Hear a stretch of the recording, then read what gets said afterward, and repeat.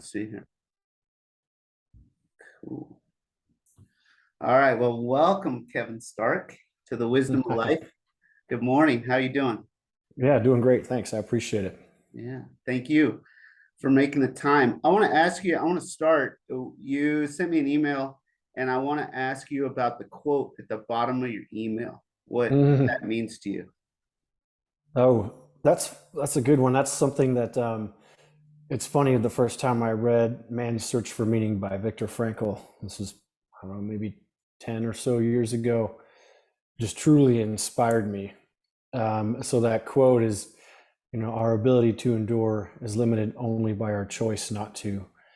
Um, I think the big thing there is just the power of choice, and I've seen it throughout, obviously, life and career and in all types of situations. But I've always been so fascinated with, how some people turn left, some people turn right in certain circumstances and situations, um, and I've always found that the ability to take one more step or to keep going despite uncertainty, pain, fear, is just about a choice, which I found it extremely liberating because it means that it's always up to us, right? Until the moment that you're not breathing anymore, there's always something you can do, even if it's asking for help. Like that's a choice, right?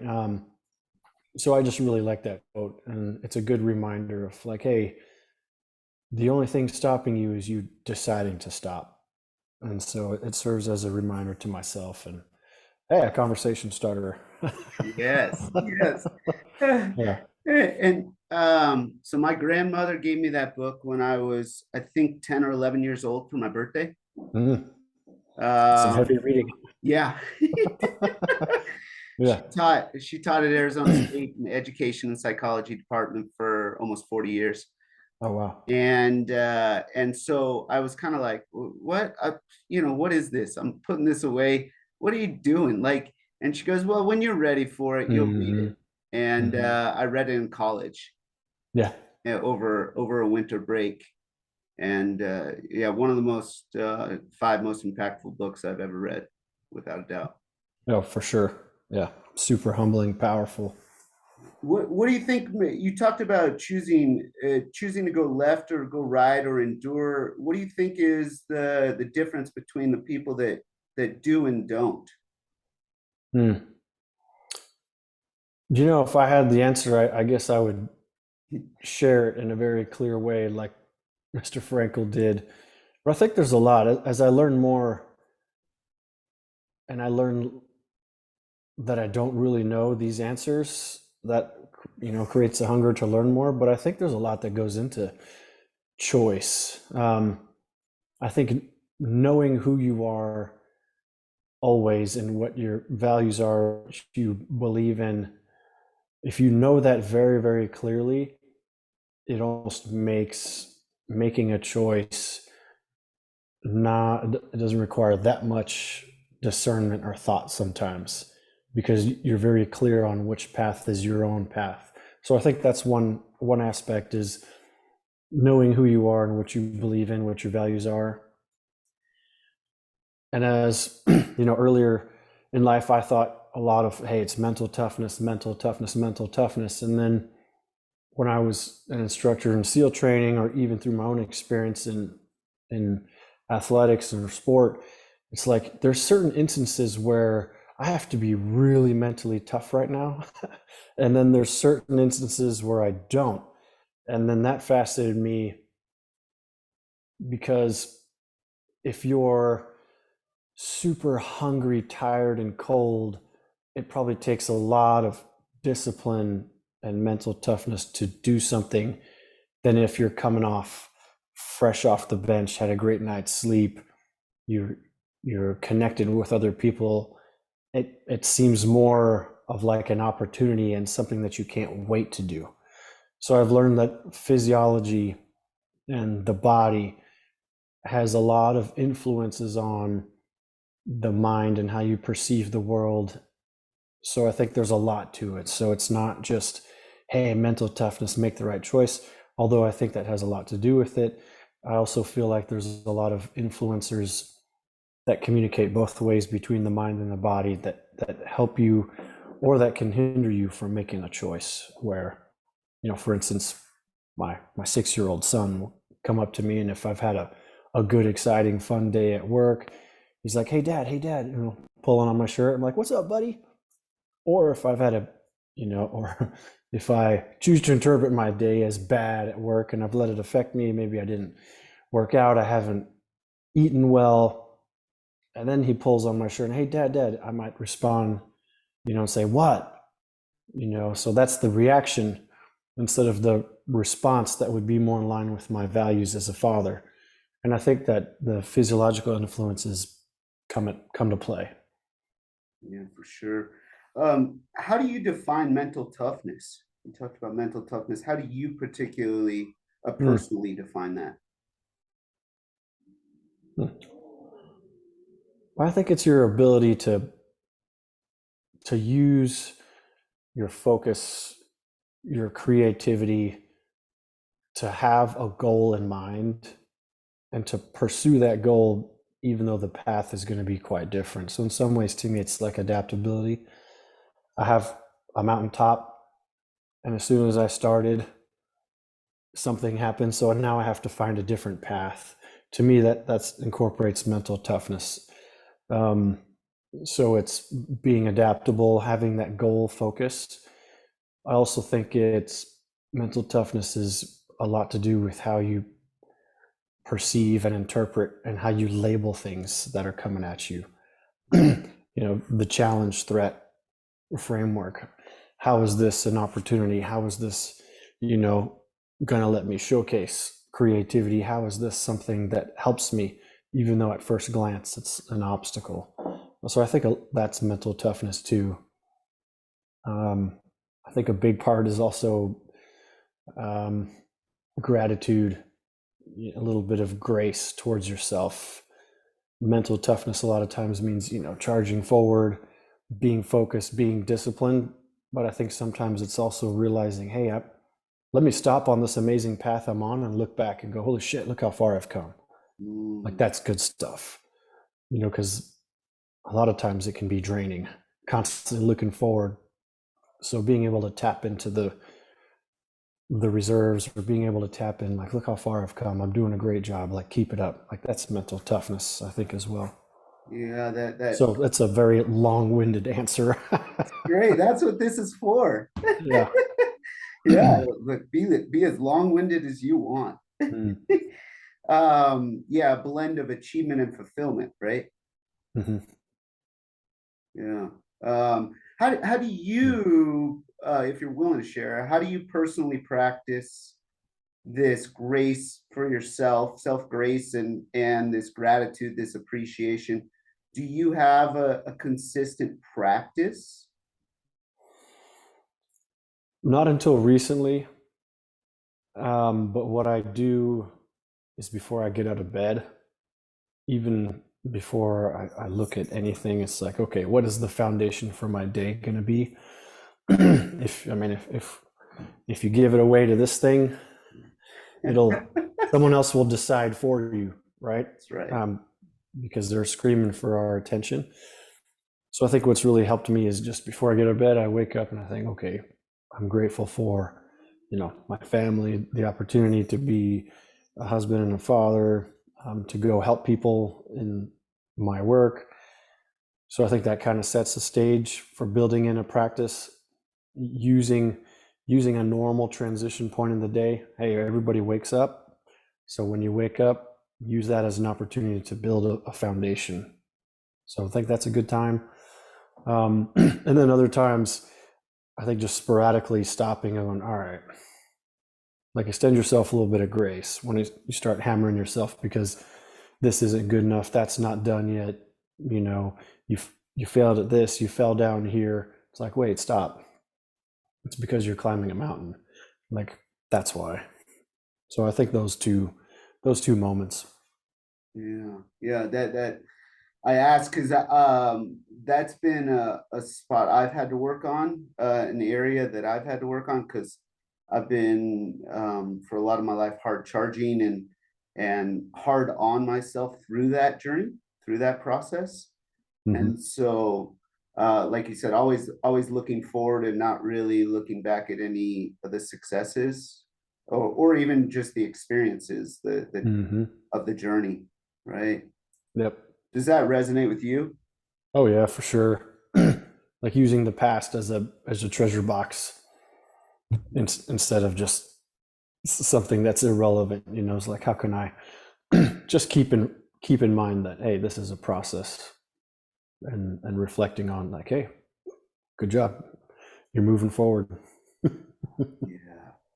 So you talked about like that first thing when you're waking up, right? Not looking at your phone and being like almost meditative on appreciative of all right, my family and the work I get to do and helping people. Can you expand and tell me like consistently what the first 60 to 90 minutes of your morning looks like, your morning ritual? And I ask because, right, your work, you've got family, you got a lot on your plate, right, with young kids, and so I think that that's relatable to the average person where they're like balancing a lot of balls in the air. Mhm. Yeah, completely. I would start by saying I don't have some kind of amazing bulletproof 60-day thing that you might see on, you know, a quick article online. A lot of times it's, I have 1 minute or 2 minutes, and I'm not trying to sound like drastic, but hey, wake up, I'm gonna lay in bed and just be grateful and set an intention for the day. And it might happen that I get out of bed, hit my shin on the corner, and I'm like, shit, and you know, lose track. But if you can start out with where am I at? I'm grateful for that, and where do I want to go? That just gives your mind a bit of focus because the mind is going to take in any single sensory input that it can and try to make sense of it, typically threat based. But if you can give it a direction like water, it'll flow in the direction you want it to. So I think having an intention in the morning of like, okay, today I'm going to do this, or today I'm going to be more like this. I'm going to be more calm, you know, be more compassionate, you know, try to be more fun. So I think that's a big start, and that's like 1 to 2 minutes, you know, and then get out of bed, make breakfast for the kids, get them all squared away and ready for school. You know, either take them to school, or my wife take them to school, and then jump into work. And I think with going to work, I work from home, so what I try to do before I even pass the threshold of the door is to be intentional about that. So there's these natural transitions that occur, and if you can just, hey, if you have a morning commute or before you step into the office, like take even just 30 seconds to do a couple of breaths and say, okay, here's what I'm focusing on today. Here's who I want to be today. I think that does a lot to just guide us a little better instead of, you know, being a victim to circumstance, kind of going back to Frankl, right? Where you respond to your environment instead of reacting to it. Then you finish the day and you're like, oh shit, I don't even know what happened. You know, and that still might happen because that's life. But at least if you're intentional at certain parts throughout, and that serves as a bit of a direction to flow in. Mm. Yeah, like Bruce Lee, be water, my friend. Yeah, yeah. Yeah. Um, and how much of that do you believe is a practice versus just the way people are? In what way? In that it needs to be in being intentional, and being intentional needs to be practiced Mm. versus okay, someone's just wired that way and they're intentional. They don't have to think about it. Being conscious versus unconscious. How do you think about that? For me, I have to practice. I don't know what others' experience is, um, but I definitely have to be intentional about being intentional. Mhm. Um, it's almost like you driving on the highway, and all of a sudden you're like, "Damn, how did I get here?" Like I was kind of zoned out. I think that happens to me and perhaps us at large sometimes, because we just kind of go with what our environment has been built around us to have us do. Um, so I have to be pretty deliberate and stop and almost step out of that and say, okay, once again, choice. Is this what I want to be doing and who I want to be right now? Yeah, okay. Or nope, all right, let me make a little tweak and then go that way. And it's not perfect by any stretch. But I definitely have to practice it, work on it. And I like being able to consciously choose it. A lot of people are big on, hey, it's a habit, which I think is important. But there's also something about just every time you choose a pathway that aligns with who you want to be, it, it's very empowering as well. So I think it's okay if people are like, oh man, I wish I had all these habits and routines. And it's like, well, it is great because it helps your water flow in a certain direction, but it's also cool if you just stop and pause and say, you know what, I'm choosing to do this right now. And whether that's drink water instead of a beer or go for a walk, whatever it might be, I think that's very empowering as well. So it's okay to not lose that and have, your life be predicted by a complete schedule. Yes. Yeah, I agree with you 100%. Mm. Uh, so I want to go back in time if you're willing to.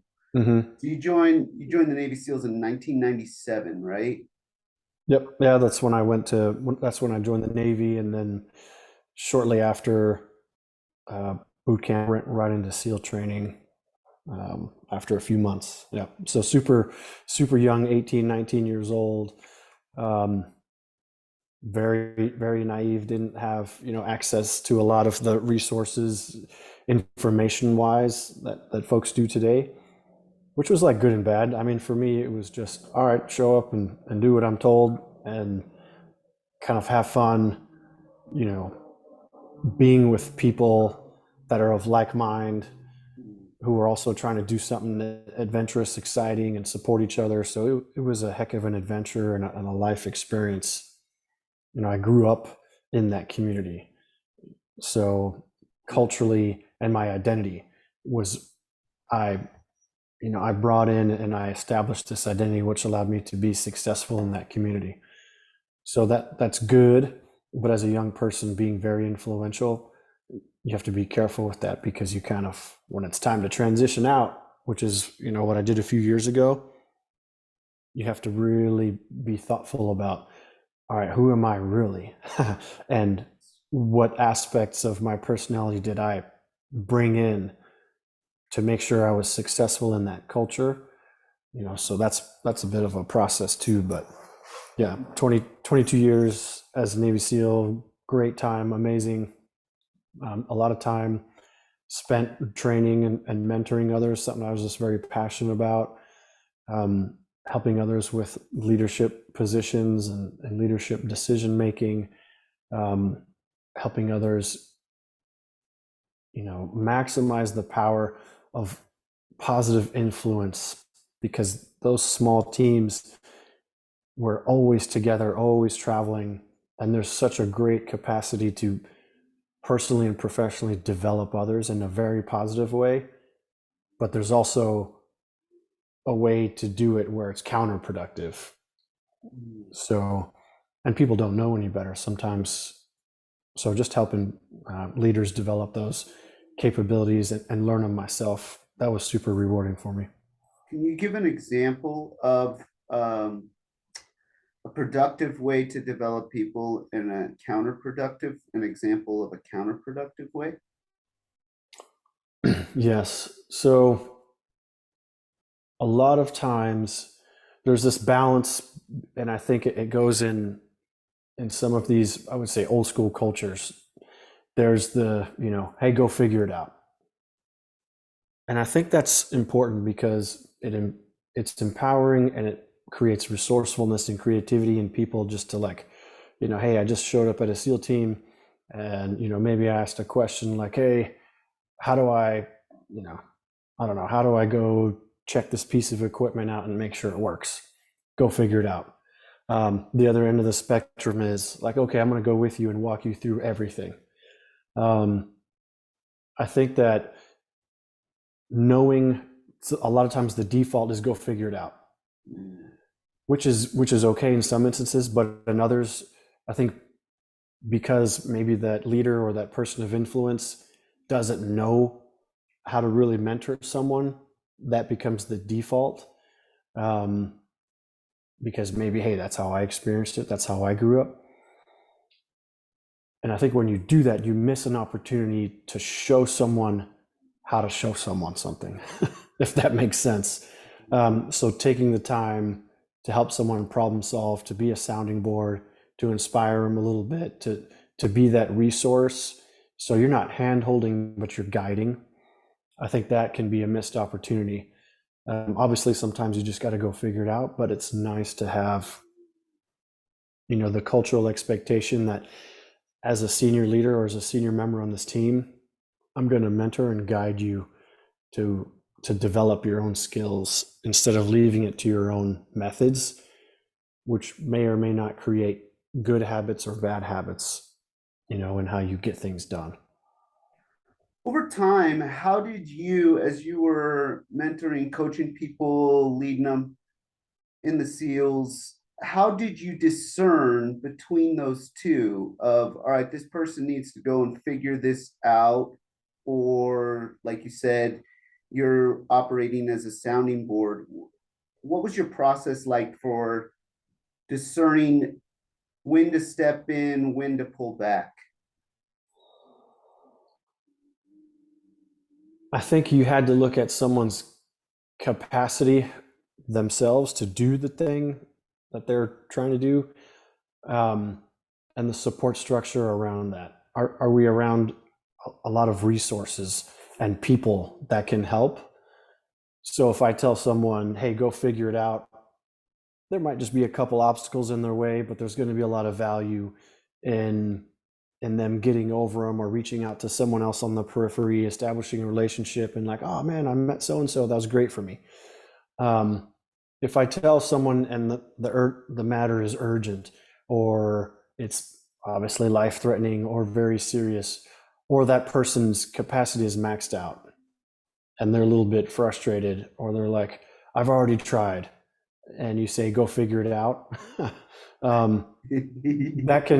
That's still at times like, I don't have time, you need to figure that out. That can still be necessary, but I think it's, once again, now it's like, okay, well, they just don't give a shit. Like, this person doesn't care about me. So how are you being viewed? Are you being viewed as the enabler, the person who helps, a plant grow? Like, plants got to grow to reach the sun. But if you, block out the sun completely, there is no chance. So I think those were some of the ways I looked at it. Like, is the person capable? Are the resources around? Is it not time sensitive, life threatening? Like, okay, go figure it out. If some of those things aren't in place, all right, here's where to start. You kind of just got to be aware of where someone is with their skill sets. Yeah. So I'm noticing this through line, and I listened to you on some other podcasts as well, and you talk a lot about awareness, right? Tell me about your experience with self-awareness and then social awareness. Luckily for me, being so young and spending such a long time in a community where you're constantly around people, you have to be socially aware, because if you're not, it stands out like a sore thumb, right? It's like the ultimate proving ground, and the feedback is immediate. Especially in our culture, in our community, if you're not socially aware, you do something that isn't in alignment with the team or helps the team, like, immediately there's like, that was stupid, so you're like, oh, you get correction and feedback immediately. So I think that helped with the social awareness. The self-awareness piece, this is something that I've had to really, really focus on and develop, and I'm still learning. I think a lot happened with um, really pursuing the philosophy of yoga, um, understanding that you are not your mind, you're not your body. This isn't to get ethereal, but if you can see and hear your thoughts, if you're the observer, then you're not the observed, right? Or if like my feet hurt, like I'm not my foot, right? Like I'm just experiencing that sensation. So that got me started on like, oh shit, if I'm not my thoughts, I'm not my body, then what am I? Right. So I think self-awareness is being aware of the true real self, which I haven't figured out yet. I'm not a guru or a yogi by any stretch, but I know that there's something more than what the mind is trying to do. Um, so that's been super interesting, and that self-awareness, came as a great little opportunity for me. I recently ran the Badwater Ultra Marathon, Mm. and something I've been wanting to do for a long time. I had an amazing crew, but I also wanted to use it as a proving ground for some of these philosophies that I've been reading about. It's all fine and good to read about something, but until you experience it, you don't know it. So I was like, okay, well, in yoga they say, you transcend the mind and the body and all that, and I'm like, well, you know, being in the desert for 130 miles probably a good time to try some of this stuff. and let's let's see if this applies. yeah, yeah, and it didn't take long for me. I went into the race, I thought of myself as like, hey, I'm pretty mentally tough, right? I've never done bad water before, but I had confidence going in that I would handle it pretty well and be methodical and purposeful. But it didn't take long for the wheels to fall off, with like dehydration, just improper nutrition on the race start, and just throwing up and being all out of whack, being way behind my pace, and then like the negative, bystander upstairs was like, "Oh my God, what are you doing here? You didn't prepare. Like this is going to be a disaster. Um, you're not going to make the times. Oh my gosh!" And I was listening to it, and I was with it, and then I was like, "What? This isn't me. Like what the hell?" And that threw me off quite a bit. And then I think I latched on to a little bit of that philosophy, and I said, "Well, wait a minute. If I'm not my mind, like tell it to stop." And I did. I started talking to myself in the middle of the desert, trudging along, and I said, "Stop." As soon as my mind would start running with negative thoughts, and then I would redirect it and say, "Get to the support vehicle, like get to the bumper." That was what I told myself. So my crew would pull up every mile.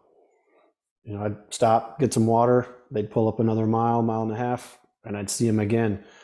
And it was just a constant battle of coming back to away from the thoughts, away from the mind racing, and just say, "Get to the bumper, get to the bumper."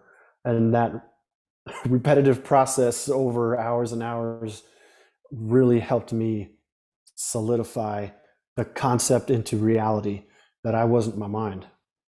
I mean, I didn't emerge with like levitation or some kind of spiritual awakening, but I emerged with a new sense of understanding about myself, that the mind is a tool, the body is a tool.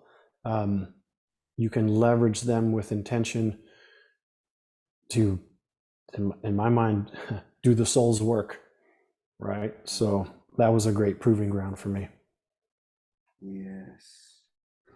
All right, I'm gonna stop there.